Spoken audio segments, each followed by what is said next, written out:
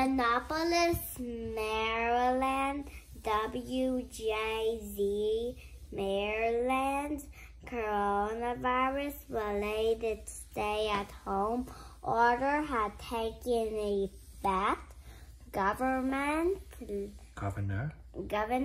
Larry Hogan issued the order for Maryland Monday.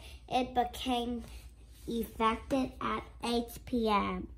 No Maryland resident should be leaving their home unless it is for an essential reason such as obtaining food or medicine, seeking urgent medical attention, or for other necessary purposes. Hogan said in a press conference Monday.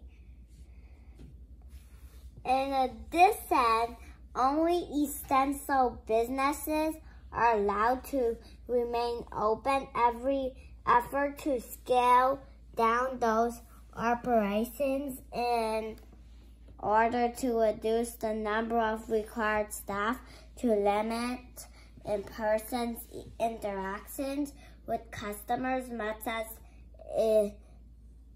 they are able to and to institute telework as for much of the workforce as is practical, he added.